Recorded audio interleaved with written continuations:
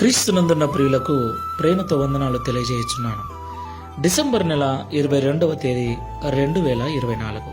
ఈరోజు దేవుడు మనకు చేస్తున్న వాగ్దానం ఏమిటనగా సామెతల గ్రంథము 20వ అధ్యాయము 7వ వచనం. యథార్థ వర్తనుడగు నీతిమంతుని పిల్లలు వాని తదనంతరము ధన్యులగుదురు. ఆమేన్.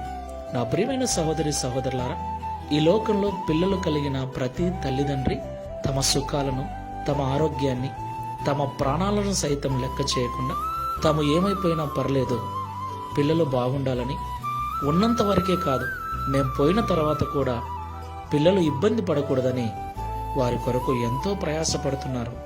ఎంతో దూరము వెళ్ళి కష్టపడి సంపదను సమకూరుస్తూ ఉన్నారు. దేవునికి మహిమ కలుగును గాక. మంచిదే. అయితే మనం వారి కొరకు పడే కష్టము, మనము వారి కొరకు సమకూర్చే సంపద యథార్థమైన జీవితం కలిగి నీతితో సంపాదించినదైతే మనం ఉన్నప్పుడే కాదు, మనం పోయిన తర్వాత కూడా పిల్లలు క్షేమంగా జీవిస్తారు. దేవునికి మహిమ కలుగును గాక. అయితే చాలా మంది తల్లిదండ్రులు యథార్థతను వదిలి, నీతిని వదిలి అన్యాయంగా, అక్రమంగా మోసాలు చేస్తూ, లంచాలు తీసుకుంటూ, అబద్ధాలాడుతూ, ఎవడు ఏమైపోయినా పర్లేదు, నేను నా కుటుంబం బాగుండాలి, నా పిల్లలు ఏ కొరత లేకుండా జీవించాలని రకరకాల పాపిష్టి పనులు చేస్తూ సంపదను పిల్లల కొరకు సమకూరుస్తున్నాడు. ప్రియులారా, మనం సంపదను సమకూరుస్తున్నామని అనుకుంటున్నాం, కానీ ఇలాంటి జీవితంతో మనము సంపదను సమకూర్చడం కాదు కదా, వారి కొరకు పాపాన్ని సమకూరుస్తూ ఉన్నాం. మనం ఉన్నప్పుడే కాదు, ఒకవేళ మనం ఉన్నప్పుడు వారు బాగుంటారేమో, కానీ మనం పోయిన తర్వాత వారి జీవితం పతనమైపోతుంది.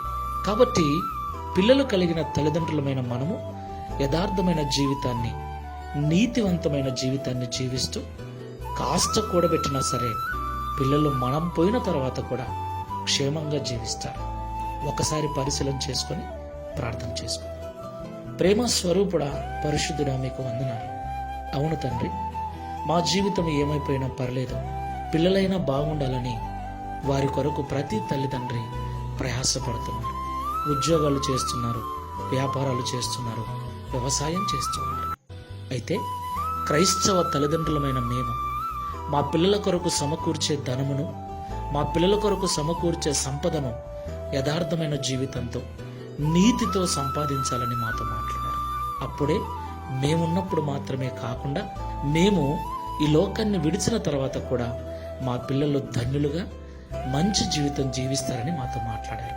ఈ ప్రార్థనలో ఏకీభవిస్తున్న క్రైస్తవ తల్లిదండ్రులమైన మేమందరము కూడా మా పిల్లల కొరకు మేము ఎలాంటి ప్రయాస పడుతున్నామో, వారు బాగుండాలని ఎంతగా ఆశపడుతున్నామో, ఈ మాటల ద్వారా మమ్మల్ని మేము పరిశీలన చేసుకుని ముందుకు వెళ్ళటకు సహాయం చేయమని, తద్వారా ఈ దిన వాగ్దానము మా పిల్లల జీవితంలో నిశ్చయముగా నెరవేర్చబడినట్లు యథార్థమైన జీవితమును, నీతివంతమైన జీవితాన్ని మాకు ప్రసాదించమని యేసు క్రీస్తు వారి నామములో ప్రార్థించి వేడుకుంటున్నాము తండ్రి. Amen. Praise the lord. God bless you.